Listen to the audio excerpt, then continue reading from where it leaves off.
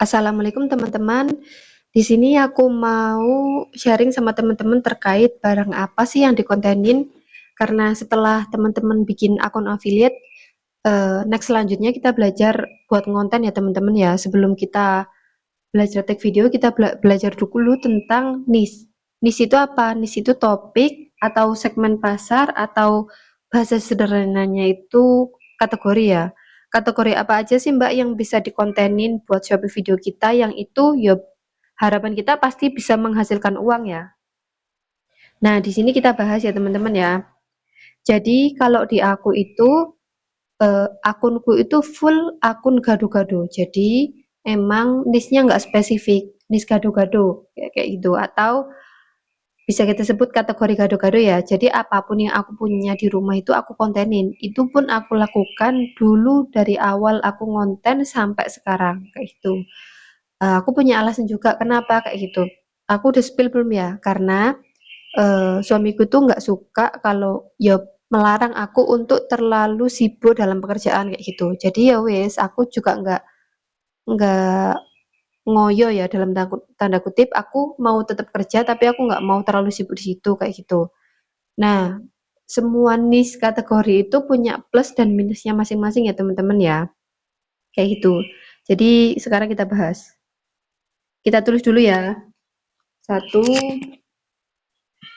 niche niche atau kategori campur-campur. Kelebihannya. Nah, di sini aku udah tulis ya teman-teman ya.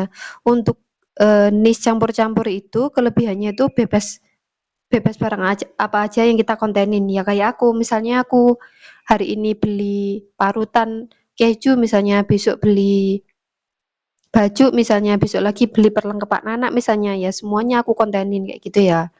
Terus nggak mikir list barang konten karena memang ya wis yang ada itu dikontenin gitu.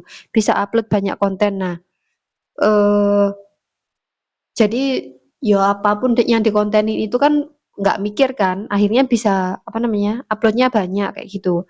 Nah kekurangannya itu susah cari follower, susah buat di ACC sampel kayak gitu.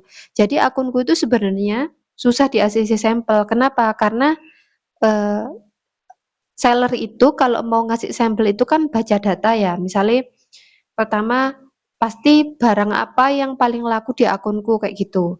Misalnya sekarang yang paling laku di akunku itu keranjang besar, keranjang jumbo sama celana dalam kayak gitu. Nah, padahal kan keranjang jumbo sama celana dalam itu dua niche yang beda banget kayak gitu. Jadi, misalnya nanti aku mau minta sampel makanan itu pasti susah banget. Aku susah banget buat cari ACC sampel apa namanya terkait makanan kayak gitu.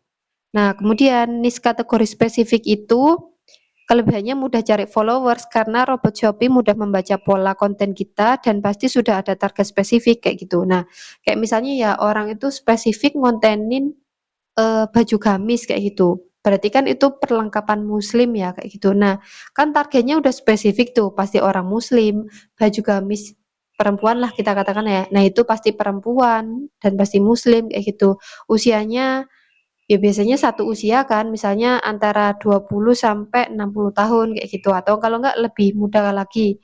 Misalnya memang anak muda ya, antara 20 sampai misalnya 40 tahun lah kayak gitu.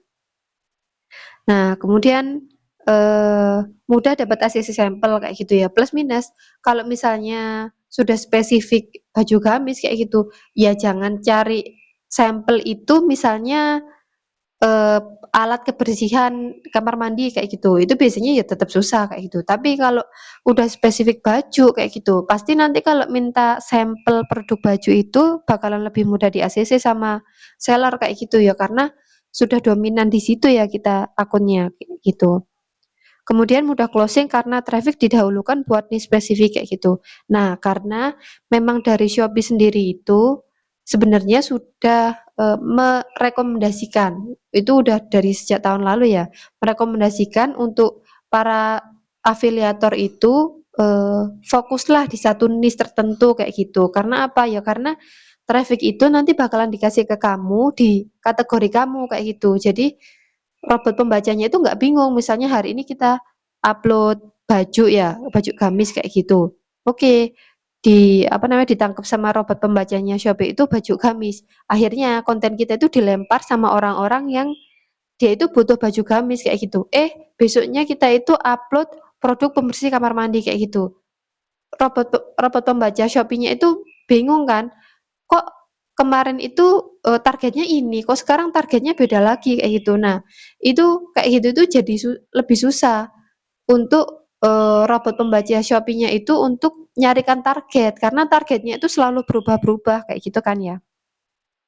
Kemudian, tapi juga ada kekurangannya ya niche spesifik ini. Mikir nyari barang, harus riset mana ya potensi dan komisi besar kayak gitu. Misal nih, tak baca semua dulu aja ya. Konsisten satu tema harus lebih kreatif. Mudah bosan, kadang tidak bisa tautkan keranjang lain kayak gitu. Misal nih, aku beli produknya hijab Alila, tahu nggak hijab Alila itu produk gamisnya Ustadz Felix Yao kayak gitu. Nah, misalnya aku tuh mau ngontenin produk gamisnya hijab Alila kayak gitu. Yang gamis Ayumi lah ya kayak gitu. Ya wes, berarti kan cuma pakai satu keranjang. Nah, kita nggak bisa pakai keranjang lah yang lain. Kenapa? Ya karena yang jualan produk Ayumi gamis hijab Alila itu cuma hijab Alila aja kayak gitu. Nah, sedang misalnya ternyata konten kita itu kita kontenin sekarang nih, ternyata 1, 2, 3 bulan tuh kontennya tuh nggak naik-naik, ya wes belum ada penjualan nih, ternyata sampai 1 tahun ke depan itu baru di 1 tahun ke depan itu kontennya ini FYP.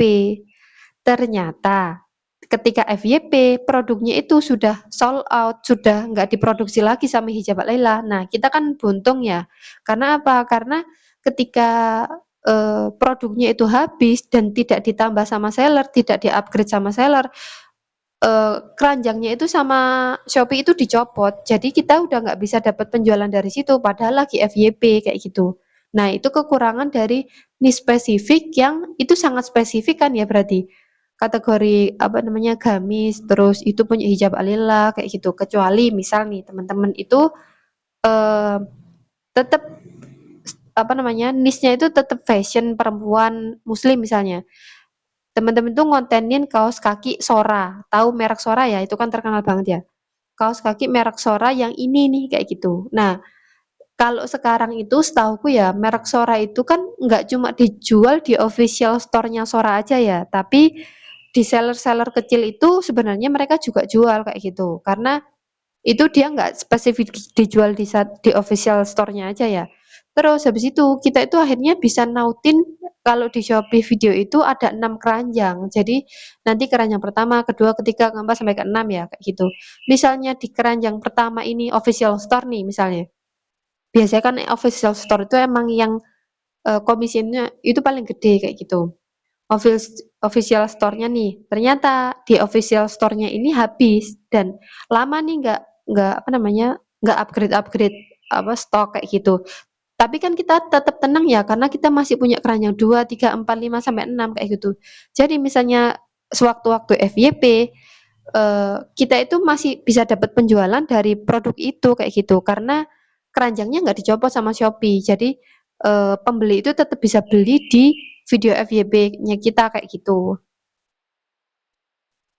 Oke, jadi gitu ya teman-teman. Jadi aku harap teman-teman itu setelah ini ditentukan mau niche spesifik atau niche campur-campur kayak gitu.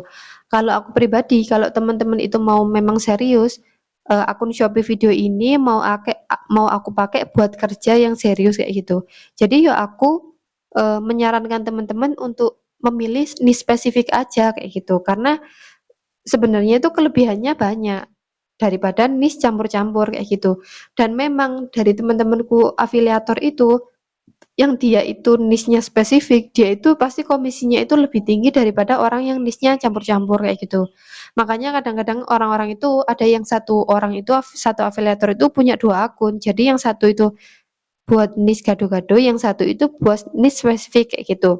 Tapi kalau buat teman-teman pemula aku nggak saranin kayak gitu ya, karena konsisten dulu aja deh. Kalau teman-teman tuh udah bisa konsisten, misalnya satu hari itu upload 3 video kayak gitu, dan bisa nambah ke 5 video kayak gitu, silahkan kalau setelah ini mau bikin satu akun lagi untuk niche spesifik misalnya kayak gitu. Nah, milih niche itu kayak gimana, Mbak, kayak gitu. Kalau aku secara pribadi sarannya itu kayak gini, teman-teman itu misalnya mau milih niche spesifik ya kayak gitu. Misalnya aku, apa sih barang di Shopee itu yang paling sering aku beli, terus itu spesifik ya memang dipakai untuk orang-orang kayak aku kayak gitu. Misalnya niche pakaian muslimah, dewasa kayak gitu. Itu boleh boleh diambil banget kayak gitu. Karena apa? Karena kan itu bakalan aku beli selama aku hidup kan aku pasti beli itu ya kayak gitu. Dan untuk informasi teman-teman, niche spesifik itu biasanya juga komisinya itu konsisten kayak gitu. Kayak misalnya baju muslimah kayak gitu. Baju muslimah itu komisinya gede teman-teman. Gede itu angkanya berapa sih, Mbak? Komisi di atas 6% itu besar. Misalnya minimal 6%. Atau kalau fashion itu biasanya rata-rata itu di atas 10%, 10%, 12% kayak gitu. Jadi itu termasuk besar ya teman-teman ya. Lah kalau teman-teman itu milih niche-nya gado-gado, seller itu biasanya lebih cenderung untuk menaikkan turunkan komisi produk ya. Misalnya nih, aku dulu itu ada ini rak gantung. Nanti aku kasih videonya ya. Aku tuh dulu punya rak gantung yang dia itu komisinya waktu itu lumayan besar ya, Rp1.000 per produknya kayak gitu. FYP aku sampai dapat uang 2 jutaan lah ya dari cuma rak gantung yang harganya itu cuma nggak sampai 20.000 kayak gitu. Tapi 2 juta itu dalam sekian waktu ya, bukan dalam 1 bulan atau 1 minggu atau 1 hari kayak gitu. Aku tuh laris banget rak gantung itu. Kemudian waktu itu komisinya itu 1.000 kayak gitu. Sudah FYP aku balik-balik bikin kontennya kayak gitu. Terus makin ke sini, seller itu kan biasanya juga ditekan ya sama Shopee ya, apa namanya, adminnya ditambah kayak gitu-gitu. Akhirnya seller itu biasanya untuk menekan biar apa namanya, harga itu tidak kemahalan, itu akhirnya, komisi itu diturunkan atau bahkan dinolkan sama sekali kayak gitu. Karena apa? Karena produk ini kan sudah laku banyak, berarti dia sudah ada pasarnya dan memang dibutuhkan kayak gitu. Berarti sudah nggak perlu lagi untuk dipromosikan sama afiliator kayak gitu, karena ini sudah dapat targetnya kayak gitu. Makanya akhirnya waktu itu komisiku itu diturunkan sampai dari 1.000 itu sampai cuma berapa perak gitu, 200 perak apa kayak gimana gitu. Nah itu, kalau niche gado-gado itu kayak gitu, apa, kekurangannya ya, kalau niche spesifik kayak misalnya baju gamis itu lebih cenderung konsisten kayak gitu, karena brand itu kan kalau brand itu suka naik turunkan apa namanya komisi, biasanya afiliator spesifik itu juga males. Aku nggak mau ah ngontenin misalnya hijab Alila ya, aku nggak mau ah ngontenin brandnya hijab Alila lagi, dia itu suka naik turunin apa namanya eh, komisi kayak gitu. Tapi kalau niche gado-gado itu kan memang cenderung kita itu random cari ininya ya, cari barang apa, cari tokonya karena memang barangnya itu biasanya banyak dijual banyak di banyak toko kayak gitu. Untuk sementara biar videonya nggak panjang-panjang, aku cukupkan di sini ya teman-teman ya. Semoga bermanfaat. Teman-teman bisa mikir mau milih niche spesifik atau niche gado-gado kayak gitu. Kalau mau ada tanya jawab boleh. Terima kasih.